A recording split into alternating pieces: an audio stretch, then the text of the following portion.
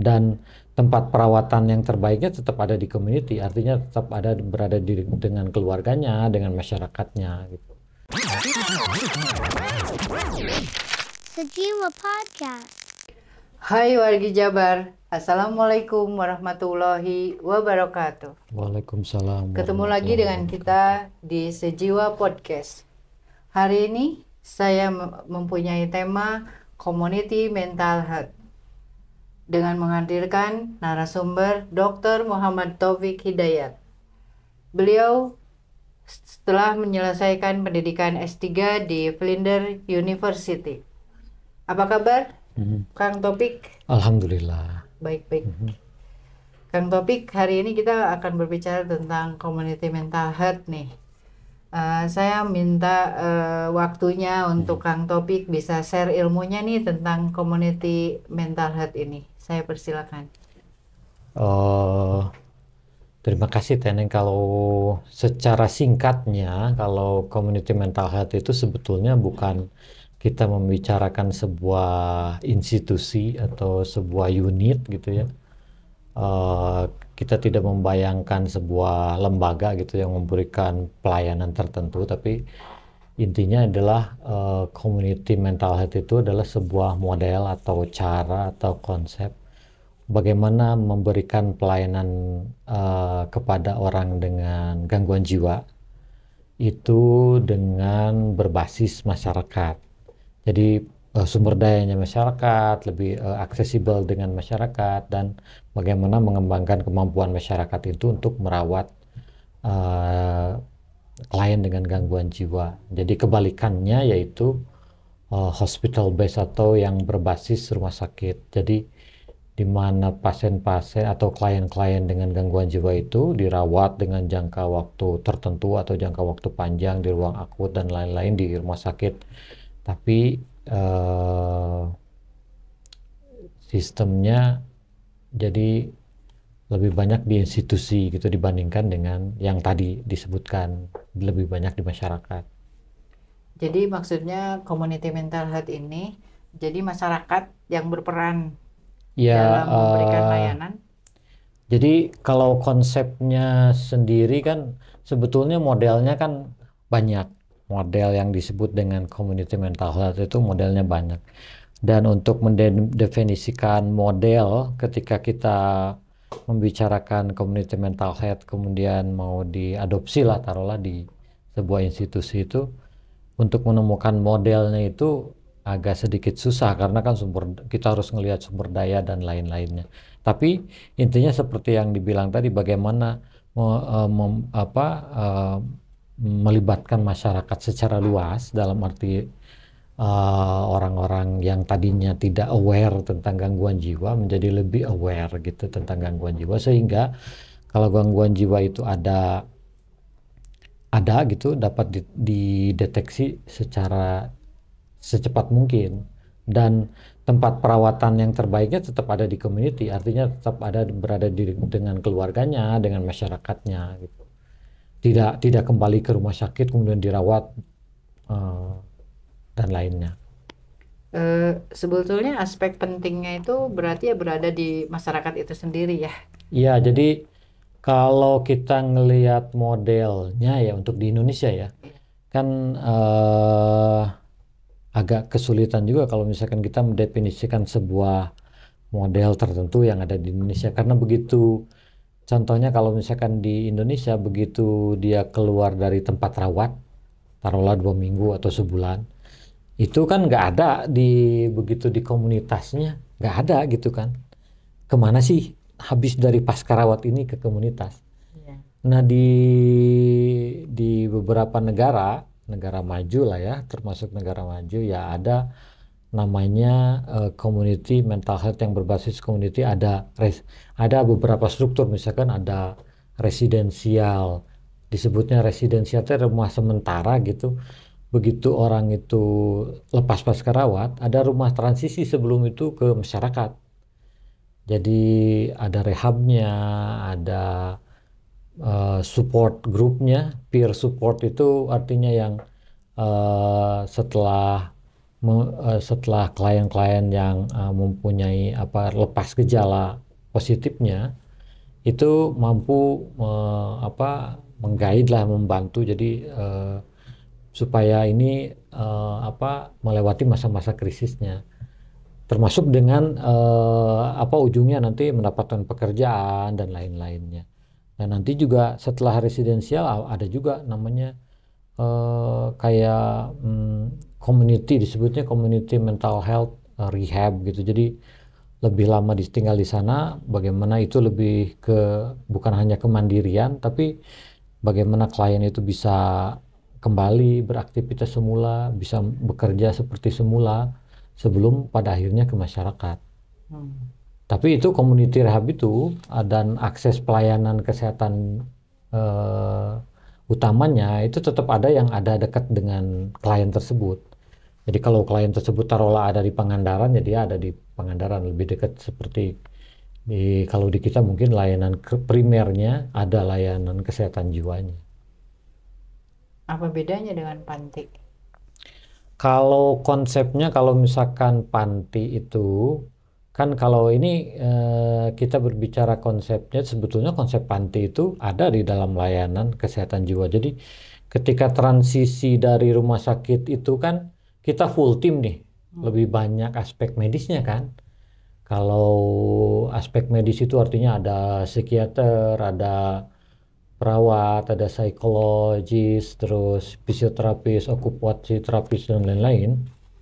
Begitu dia transisi ke rumah transisi, kalau misalkan di kita mah mungkin nanti adalah semacam Palamarta ya, kalau gitu bisa dibilang mirip lah ya, walaupun sedikit berbeda. Jadi ketika ini pindah ke transisi, rumah transisi, jadi si aspek medisnya ini berkurang. Karena konsepnya adalah ketika gangguan jiwa itu, ketika dia fase akutnya itu dia membutuhkan pelayanan medis dan kesehatan yang boleh banyak. Begitu dia aspek gejalanya gitu, stabilisasinya itu aspek sosialnya lebih panjang gitu dia tuh kan. Dia harus mandiri, skill sosialnya dan lain-lainnya harus mumpuni, kemudian mendapat pekerjaan dan lain-lain. Jadi ketika di rumah transisi, medisnya yang sedikit, mungkin hanya nursing dan GP, orang sosial dan OT di situ, okupasi terapi lebih banyak. Ketika di full community, si orang aspek tenaga kesehatan ini sudah hampir tidak ada sama sekali. Adanya social worker dan OT saja. Itu perbedaannya. Jadi dari tenaga yang asalnya spesialistik nih di sini dengan kan konsepnya piramida begitu ya, di atas itu rumah sakit jiwa itu kan di atas dengan adanya psikiater dan lain-lain yang spesialistik menjadi lebih general, lebih ke non spesialistik. Jadi begitu di sana sudah tidak ada lagi tim kesehatan, itu adanya social worker dan okupasi terapi, itu bedanya. Tapi kalau misalkan dibilang di Indonesia ada atau enggak yang mirip-mirip, ya sebetulnya belum ada kalau misalkan untuk konsep, karena pantinya umumnya masih berafiliasi dengan layanan spesialistik kan. Panti itu umumnya kalau misalkan dia berafiliasinya ke layanan primer yang ada di tempat panti itu berada, nah itu bisa disebut dengan konsep residen atau setengah community. Menurut Pak Taufik, apakah community mental health ini bisa dikembangkan di daerah Jawa Barat misalnya? Ya sebetulnya sangat menjanjikan kan kalau misalkan kita lihat di konsep Jawa Barat, karena kultur di Jawa Barat itu kan orang Sunda itu ada istilah kayak apa namanya, riung mung pulung bongkok ngoronyok gitu ya. Terus kalau keluarga yang sakit itu umumnya kan dirawat di keluarga ya, itu kan artinya sebuah bahan gitu ya, sebuah modal bahwa memang kultur budaya masyarakat Indonesia itu cenderung bahwa keluarga yang sakit itu menjadi tanggung jawab keluarga kan. Beda dengan di beberapa negara maju bahwa orang itu bersifatnya lebih individualistik. Ketika dia keluar mencapai usia dewasa ya 17 tahun ke atas, ya sudah gitu kan, mandiri sendiri. Kalau misalkan kamu sakit ya kamu punya asuransi dan lain-lain, kamu membiayai diri sendiri kan.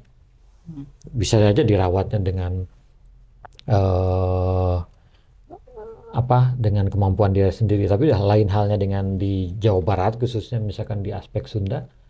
Di penelitian saya, karena penelitian saya itu tentang gangguan jiwa pada etnis Sunda, jadi kecenderungan untuk menerapkan community mental health ini sangat besar. Cuma ya itu banyak aspek yang harus kita pertimbangkan. Salah satunya ya tentang cost, karena cost untuk membangun sistem kesehatan jiwa di mana itu lebih banyak ada atau lebih dekat aksesibel lah di masyarakat itu kan tentunya tidak tidak mudah lah ya, tidak murah juga. Kalau kita bandingkan pendanaan di negara kita kan, taruhlah dari total budget itu, total health budget itu kan hanya 1-4%. Itu di negara-negara berkembang umumnya 1-4% itu dari total health budget, itu 1-4%-nya itu untuk kesehatan jiwa. Tetapi dari unsur 1% itu yang udah kecil itu kan lebih banyak 90-99%-nya itu masuknya ke rumah sakit jiwa. Jadi pengelolaan kesehatan jiwa itu secara institusional itu yang 1%-nya itu kan promosi, prevensi dan lain-lainnya menggunakan dana yang gitu. Jadi komparasi untuk perbandingan kita mau membangun kesehatan jiwa masyarakat itu ya memungkinkan dan sangat menjanjikan, tapi kan perlu juga perubahan sistemnya termasuk pembiayaannya itu. Jadi menurut Pak Taufik di Jawa Barat ini kan tadi penelitiannya tentang gangguan jiwa dengan ya etnis Sunda pada etnis Sunda. Itu berapa persen sih bisa ditangani dengan community mental health-nya? Kan kalau kita lihat komposisi penduduk kita itu kan hampir 50 juta lah ya. Ya 49 sekian lah BPS itu. Sedangkan angka yang gangguan jiwa itu kan cuma sekitar 1% lah ya. 1,6 per mil, artinya sekitar 72.000 saja yang mengalami gangguan jiwa berat. Dan di antara yang 72.000 itu kan secara teorinya hanya 20% yang membutuhkan rehab, dan yang lain-lainnya sih bisa artinya beradaptasi dengan terapi konvensional itu bisa membaik gitu ya. Jadi sebetulnya kan kita kalau orientasinya kita apakah kita mau melayani yang 72.000 ini, tentu penting ini melayani yang 72.000. Tetapi kan yang 49 juta sekiannya juga jauh lebih penting juga gitu kan, bagaimana yang sebagian besar ini supaya tidak jatuh sakit kan. Yang ini tidak jatuh sakit, yang sudah sakit juga kemudian tidak menjadi kronis kan, sehingga community orang-orang itu kan nggak bisa juga terus-terusan ada di maksudnya perawatan yang berbasis rumah sakit itu kan terbatas. Misalkan hanya 14 hari dan lain-lain, karena dibatasi itu kan tidak untuk mencegah orang menjadi institutionalized, jadi ada tetap dititipkan di rumah sakit gitu kan. Jadi ya aspek kesehatan jiwa masyarakat itu menjadi aspek penting. Bagaimana kita kalau misalkan kita taruhlah orang-orang yang ada di Pangandaran misalkan ya, untuk mencapai akses ke rumah sakit jiwa itu butuh berapa jam, cost-nya berapa, selain cost yang kalau taruhlah pengobatannya itu bisa di cover oleh BPJS, tapi kan ada akses, ada cost-cost tertentu yang istilahnya yang tidak terhitung dari situ, seperti biaya keluarga dan lain-lain yang tentu jauh lebih mahal dibanding kalau misalkan akses pelayanan itu ada di Pangandaran atau Banjar misalkan yang terdekat gitu. Iya. Apakah community mental health ini juga bisa dilakukan pada non psikotik seperti kecemasan? Nah, kalau kita bicara model kesehatan jiwa itu kan banyak ragam lah ya. Tidak hanya untuk yang gangguan jiwa berat.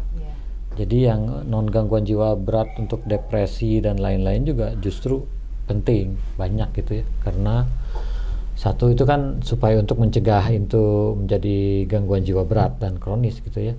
Jadi nanti ada namanya umumnya di community itu ada yang namanya rehab komunitas gitu ya. Jadi orang-orang itu atau clubhouse dan lain-lain yang ragamnya banyak. Jadi orang itu ngobrol dengan teman Kayak pertemuan sebayanya, aninomus kayak gitu. tuh ya, Nah, kayak mirip-mirip dengan yang nafsa itu kan ada konselor dan lain-lain. Jadi yang mungkin lebih banyak konselornya kan yang turun dibandingkan dengan ini. Itu kan disebutnya rehab spesialistik kalau di itu kan. Itu bagian dari community juga, tapi dengan spesialistik rehab. Tapi kalau misalkan yang di jiwa mirip-mirip seperti itu, tapi ya dengan klien-klien yang berbeda tipologinya. Jadi ada yang di kita juga sudah banyak berkembang, ada yang peer support untuk depresi, peer support untuk bipolar dan lain-lain yang sangat-sangat membantu saat ini gitu ya untuk recovery-nya lah istilahnya. wah menarik sekali ya Kang Taufik. Gimana nih Kang Taufik, dari akhir pembicaraan yang kita dapetin akhiri ini, mungkin Kang Taufik bisa ada satu call to action-nya lah buat warga Jabar di sini untuk bisa mempunyai community mental health. Tapi tidak fokus hanya psikotik saja ya. Mudah-mudahan bisa juga yang non psikotik, yang gangguan kecemasan dan gangguan panik seperti itu juga mungkin mereka butuh yang tadi itu pertemuan-pertemuan seperti itu. Inisiasi dari Kang Taufik sendiri untuk mengembangkan community mental health ini apa tuh? Biar ada orang tuh bisa tahu kalau community mental health ini penting loh di Jawa Barat, supaya orang tuh tidak berpikir untuk selalu datang ke rumah sakit jiwa, dan bisa juga melalui pengembangan masyarakat dengan dilatih mungkin ya kader-kader misalnya seperti itu, karena kita kan tidak mungkin langsung bisa melaksanakan hal itu. Call to action-nya gimana nih? Jadi sebetulnya kan tadi itu kita harus lihat sumber daya kita tuh kan sebetulnya ada mungkin antara rendah ke menengah lah ya.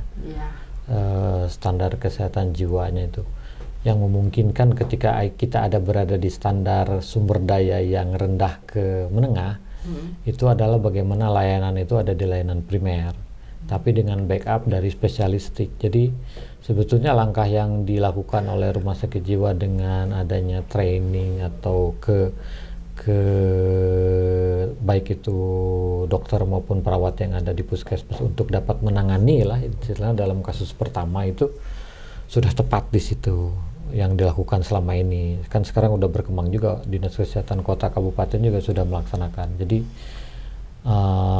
layanan primernya itu diperkuat selain daripada masuk di layanan posbindu atau posyandu, dan di situ kita bisa memberikan layanan minimal konseling gitu ya untuk kasus-kasus yang ringan, bagaimana kader atau petugas puskesmas yang melakukan pembinaan itu bisa menangani yang konseling itu. Mungkin kita bisa mengadakan kayak latihan deteksi dini kayak gitu ya. Sebetulnya sudah, kalau itu kan deteksi dini itu kan udah lama ya. Sekitar saya sebelum sekolah itu kan 2015 tuh udah banyak juga yang pelatihan dini yang diadakan oleh Keswamas itu dengan konsepnya itu tadi supaya yang layanan primer ini menjadi mampu kan untuk menangani gangguan jiwa, karena kan treatment gap-nya kan awalnya yang besar itu, sehingga yang layanan primer ini yang harus diperkuat. Kalau keberhasilannya itu bisa dicapai dengan baik, indikator apa saja yang harus ada yang tadi? Sebetulnya kalau indikator kan secara konsep lah ya, secara teori kita sebetulnya kalau ya di Indonesia kan penelitian yang menjadi masalah itu kan penelitiannya agak susah ya. Penelitian di kita itu kalau dibilang lemah ya enggak juga ya, ada beberapa penelitian tapi kurang banyak lah ya penelitian yang menjadi data dasar kita untuk menentukan atau baseline-nya ya, untuk menentukan kalau kita starternya harus dari mana itu kan perlu risetnya dulu tuh ya. Kita perlu feasibility study untuk menilai aspek ini, apakah ini akan berjalan, seberapa besar akan berjalan, seberapa besar kalau misalkan itu akan efektif atau enggak. seberapa besar market research-nya, kalau misalkan itu ya, kalau seberapa besar sih pangsa pasar dan lain-lain, ada nggak gitu kan sebelum menjalankan program itu agak sedikit ya kurang lah ya. Tapi kalau misalkan di beberapa studi di luar itu community mental health ini menunjukkan angka beberapa indikatornya seperti relapse ini jauh lebih rendah dibandingkan yang dirawat secara model hospital base. Kemudian angka bunuh diri menjadi lebih rendah. Kemudian kalau kita ngelihat dari segi ekonomis, cost-nya jauh lebih rendah dibandingkan dengan yang hospital base. Tapi itu kembali lagi untuk konsep di Indonesia kan kita perlu penelitian lah untuk menunjukkan berapa besar sih kalau misalkan kita running yang sistem yang seperti itu. Sahabat Jiwa Podcast, ternyata bahasan hari ini tuh luar biasa banget ya, karena ilmunya ternyata banyak yang mesti kita kembangkan di Jawa Barat ini tentang penanganan gangguan jiwa di Jawa Barat. Itu model-modelnya ternyata banyak. Ada salah satunya dengan community mental health yang bisa dilakukan oleh petugas-petugas yang ada di tingkat primer ya, Kang. Saat ini kita masih belum banyak gitu yang penanganan gangguan jiwa yang berbasis masyarakat kan belum banyak. Kita masih bentuknya dalam bentuk panti ya.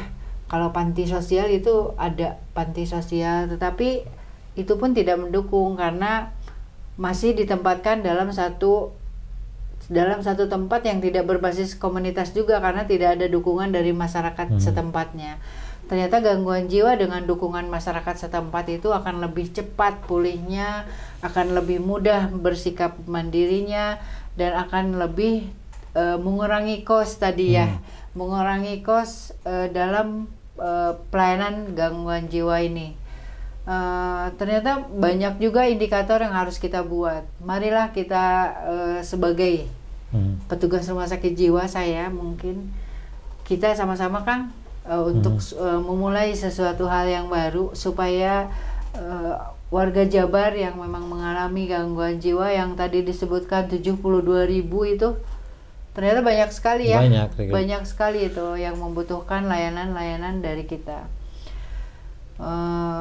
Terima kasih Kang Topik. Sama-sama. Hari ini ilmunya luar biasa, mudah-mudahan bisa bermanfaat dan kita ketemu lagi nanti di cerita yang lain yang mungkin yang lebih banyak lagi ya ceritanya. Terima kasih, mungkin hari ini cukup sekian Kang Topik. Kita beri salam dulu sahabat podcastnya. Terima kasih sahabat podcast. Assalamualaikum warahmatullahi wabarakatuh.